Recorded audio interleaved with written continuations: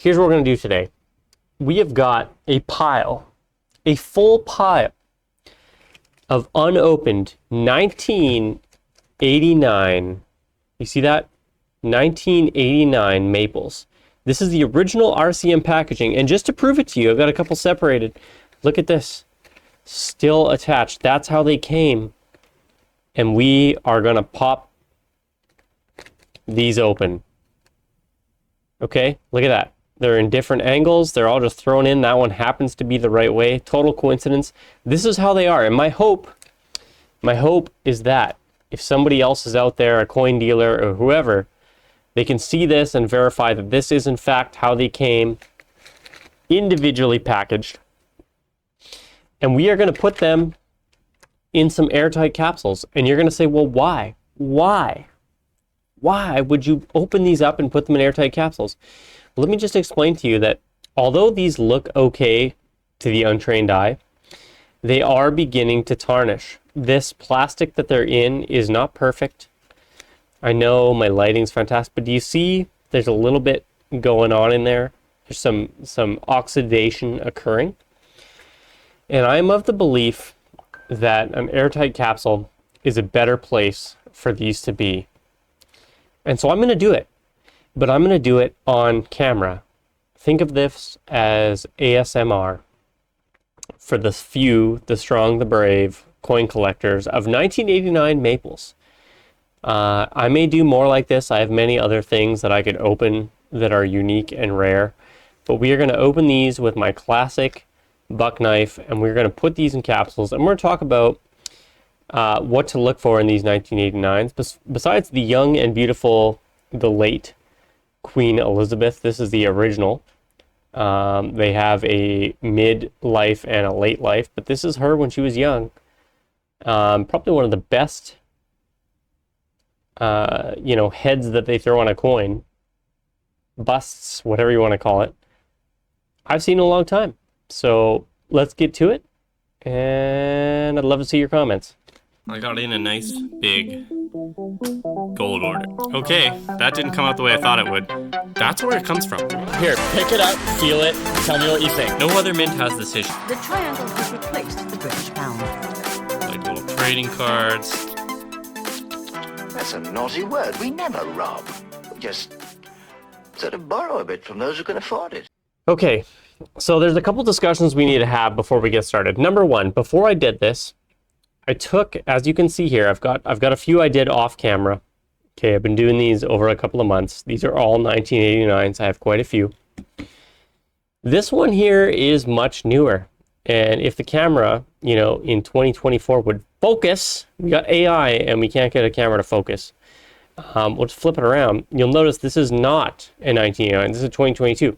So the first thing I did, this is my regular bullion grade airtight capsule.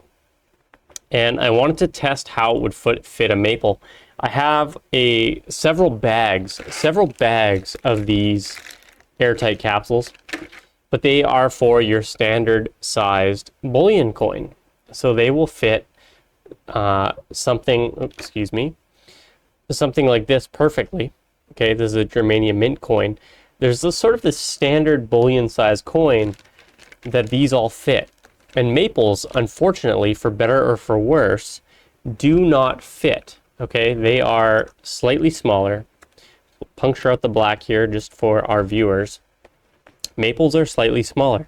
And I've been asking myself the question, is it worth putting these in capsules that aren't the right size? Because in order for 1 ounce to be smaller, as those of you who understand physics would know, it means they have to be thicker. And I was like, okay, well, will it fit in the standard capsule? And the answer is, yes, it will. There is a tiny gap in this capsule, but it's so small as to be almost irrelevant. Let's say near as makes no difference. So I'm going to open this and take my everyday coin, put it back with the rest of its friends, and, take that out. But these ones are going to stay in here, and I'm going to put them with some anti-humid desiccants in a storage container, which is what I had done previously with these that are in the original mint capsules. the Royal Canadian Mint capsules. So why are these capsules bad? Why am I putting them in airtight capsules? Well, the airtight capsules are very high quality, first of all. They literally squeak when you put them together. That is known as an interference fit in plastic, which means there's going to be a minimal amount of oxygen coming through, especially if I have desiccant nearby. But the bigger problem with these is they do move. You see this. They move back and forth, and slowly over time, oxygen is getting through. Oxygen is permeating these containers. It makes me sad to remove this packaging, but I've got to do it. They're not convenient. And I went to a local coin dealer and I asked him the question, if I take this and I was to just cut it, just like that, open it up, would I lose any value? And he basically said no. And what that tells me, okay, let me walk it back. He said, it's always better to be in the original packaging. The problem is 1989, let me carry the 6, was quite a few years ago. And not very many people remember what these came in anymore. This is rare, right? This is out there. You can get it. Don't get me wrong. You spend the money, you can get whatever you want. But this is rare. This is not a common find anymore. And he basically said, yeah, I'm not going to pay you more for it. And what that told me is I'm going to have to go out of my way to find somebody who wants to pay extra for the Royal Canadian Mint packaging. And I don't really want to do that. I don't really want to do that. Maybe I will in the future, but in the meantime, my coins are going to tarnish. And so I don't want to wait. And so the next question is, do I need this white glove? And I'll tell you something. I've been using this white glove to pick up these coins, and I've come to a realization. You don't need them for 2 reasons. Let's just show you why. Okay, here it is. Here's my capsule. I can just simply let this out of the packaging. I don't even have to touch it. Okay, it just falls in there. Basically didn't touch it. If you're wondering what a 1989 maple out of the package looks like, this is it. It looks really good. It does. It looks really good. Doesn't have the modern day mint shield stuff, but it looks really, really good. Nothing to complain about. But we can put it in a capsule and we can preserve it. Now, the question about milk spotting comes up a lot, right? A lot of these milk spotted, and I have looked into it. Still to this day, I don't fully understand where that milk spotting comes from. There's your obverse, right? Looks really good. By the way, I think the first year these came out was 1988 or 87. I'm not sure. I believe 1988. This is the second year. So here they are. They look really good. But what I found, I took my very best conditioned coin. I did something special with that. The rest of these, they were starting to milk spot. I know it's kind of hard to see on camera, but they do look good from certain angles, but from other angles you can see they were kind of starting to have issues, a little bit of fading, and so I decided it was time to upgrade them to the airtight capsule. Basically, guys, I just want your feedback, right? Like, am I making a horrible mistake? I'm going to do these all on camera right now. Am I making a horrible mistake? Should I not have done this? Here they all are. Lay them all out. I'm going to take this and throw it in the garbage. That's what's happening. After 1989 to 2024, it gives me 21 plus 24. That's 46 years that this plastic lasted. That's a long time. Do I leave one in the capsule? Or do I throw them all in airtight? So I'll be curious to see what you guys think. I think I got to leave one in the capsule, right? Well, we'll see. We'll put this guy here. You'll know at the end of this video whether I cut them all open or not. So what I'm going to do is I'm going to break these apart, just so if you want to know what it would have been like, 1989. They would have just done that like it was nothing. Just like I am right now. ASMR. That's the sound. Okay, so we're going to continue on. I'm going to lose the glove. Like I said, I don't feel it's necessary. And I've had this thought recently on silver, and I know this is an eternal debate. Do you touch the coin? Okay, these are my coins that I touch. Okay, I've got quite a few coins that I touch. Okay, and the question is, like, is it okay to touch silver? Gold is, in my opinion, fairly obvious. Gold is a soft metal. I'm not going to dent it with my finger, but if I drop it, I'm going to dent it. A glove means it's going to slip out and fall, higher probability of getting dented. Silver, however, tarnishes. And so your fingers are likely to tarnish. And so the question is like, okay, is it worth touching these coins? And you can see these have all gotten quite tarnished, right? Like well, that one doesn't look too bad, but I mean, I touch these all the time and there's definitely some graying.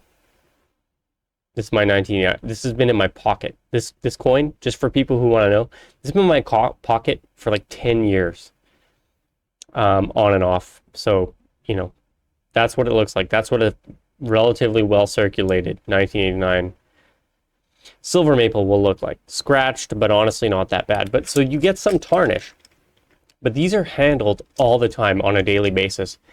And to answer the question, how should you handle your silver? Look, if it's something really special, so for example, I do have this germanium mint piece of a few of these. I wouldn't touch these with my hand anywhere. Okay, this is very unique. I'd be extra super careful. I have this soft velvet mat that I would open it up with gloves in case I dropped it, so it still didn't dent. But as far as silver generally goes, you know, even something like this that's from 1989, rather something like this, I'm not going to hesitate to touch the edges. And why is that? Because at the end of the day, if I saw a little bit of tarnishing, can I focus this on the rim? I'm just not going to be as concerned. It's going to be there. You're going to see it. Okay, for sure, maybe it docks a little bit off of it. But it's mostly about the face. Just don't touch the face. Just don't touch the face. You can touch the edges. It's fine. And so just to demonstrate that, we're going to do a coin right now. We're going to touch the edges. And we're not going to worry about it. So guys, I'm curious on your opinions. Is what I'm doing sacrilege? Is this terrible? Opening these coins up. Look at this thing. I mean, isn't that a beautiful coin? Look at that. 1989. Let's get some focus here for you guys. Look at that. A little bit of milk spotting. Now, key point here. You saw me. I took that out of the package. I didn't touch it. And you can see the milk spotting right there. That's not me. Or maybe it's not milk spotting. Maybe somebody at the factory touched it. Right? And that's just created, just from that one touch from somebody at the factory, it's created that mark. So when you see a absolutely mint silver maple of really any year, just some, I think that's a fingerprint. I think in 1989, when this was packaged, somebody touched it. I think that's what that is. You saw me open it. I didn't touch it. Here's the back. It really does look spectacular. I mean, the Queen, she had it going in 1989, or who knows when they designed this. So yeah, you know, there it is. I'm going to open up another airtight capsule here. And just to show you guys how intense these airtight capsules are. Look at this. I have got to literally, it's hard to do this on camera. I've got to take my knife, and you hear that squeaking. I mean, that's, you know, this isn't staged. These guys, these airtight guys, they're based out of Missouri, so this is an American product. Anytime you can get an American product, go for it.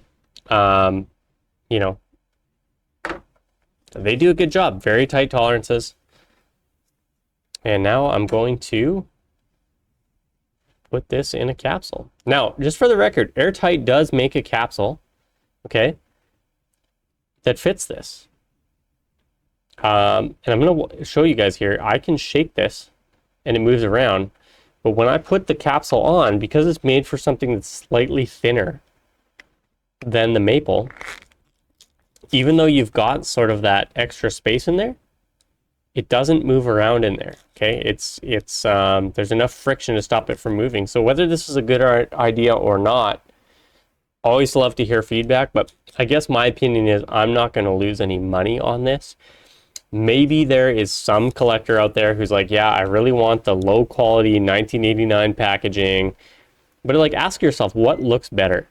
What looks better? Now, of course, what would ultimately look better is the capsule that's designed for the maple size. Maybe someday I'll buy those and switch it over, but these are what I have, and I just feel like these are damaging. Another problem with these, besides the fact that they take up way more space, because they're not really stackable and you know, they get in the way. Another problem with these is they don't protect from dents, right? Like I can dent this, but this, it protects to some extent, of course, but it's just not perfect. And when I put this in a box with thousands of ounces of silver, this does not make me feel comfortable. This does. I have no concerns that this scratch resistant case is going to do the job. So that's kind of why I'm doing what I'm doing. I'm cutting these open. I want your guys' opinion. Another question I have of late, you know, silver premiums have come down significantly. And it begs the question, is something like a 1989, or maybe you have a 1990s maple, or even rare eagles, you know, different years of eagles, is something like that worth any extra money? At the end of the day, is silver just silver? You know, this is one of those old debates that always comes back. And of course, we all know it's situationally dependent. Can you guys just appreciate the fact that I can just pull that out, how sharp that is? Like, isn't that the greatest feeling? But yeah, things are situationally dependent. And so the question really comes down to, like, what's the best for each individual? Of course, you all want to own some of each. You know, you don't want to limit yourself, but is it worth collecting older bullion grade coins, right? Like a maple is not supposed to be a collectible coin. It's an investment grade coin. That means it's high purity, but there's nothing special about it, right? It's just, it's got some security features, right? Investment grade means it's high purity. It's got some security features. For 1989, this would have been high security, right? And that's about it. That's about all you need. So anyways, yeah, back to my point. Like, does it make sense to go after these 1989 coins? Are these going to be worth something someday? Or, you know, your 80s and 90s Eagles, your 80s and 90s Krugerrands, your earlier Philharmonics, Kangaroos, etc. Are those worth anything? And of course, it's like anything else, it's supply and demand. So my question to you is, let's just speculate for a minute here. Do we think in the long term that more people are going to be interested in bullion and are going to want to go after collecting it? That's the question you got to ask. And it's kind of like coin collections. Do you think people are going to be into coin collections? I personally don't think coin collections are going to do well, but I think silver collections might. And the reason for that is that coin collections really only work for the native population, but silver and gold collections can work for foreign populations. And so I suspect that you'll do okay with your dated bullion, your vintage bullion, if you will. I don't know if that's the fact. I don't know, but I suspect it's the case. Love to hear you guys' input. Love to hear some comments on it. And I'd love to hear any other questions. I mean, I feel like I'm forgetting. I feel like there's a lot to say here, and I feel like I'm missing the bulk of it. I just want to say again, though, these are just gorgeous. Like, I just want to take it in. Look at that. Who gets to open a 1989 maple mint? Like, it just looks beautiful. And you saw it on camera. I did not touch it.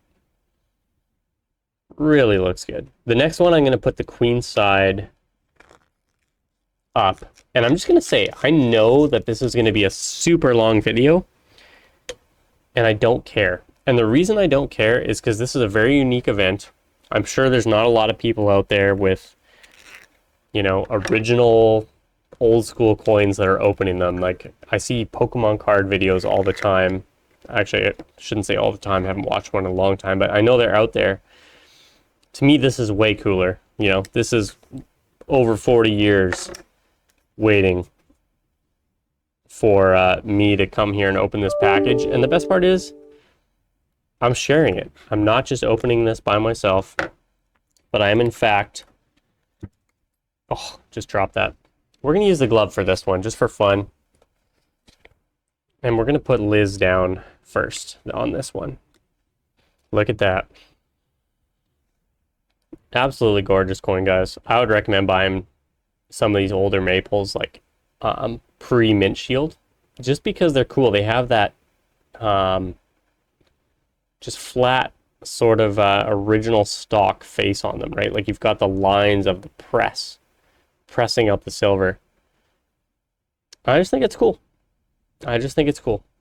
You know, not trying to worship silver as my main focus, but it's a fantastic hobby.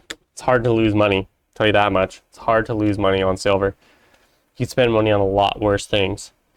And my question after boxing, capsulizing all of these is, do I do the last one? I think, you know what? I think I've got to keep one in the original RCM packaging. And who knows, maybe 10 years I can answer the question, what does better in terms of tarnishing? And then for the few of you out there that have these in the original packaging, you can answer the question. You know, what makes the most sense? Maybe you have got, you know, what fares the best? A pocket coin like this, 1989, one in the original plastic, or one that you capsule in an airtight capsule? You know, that is sort of the ultimate question.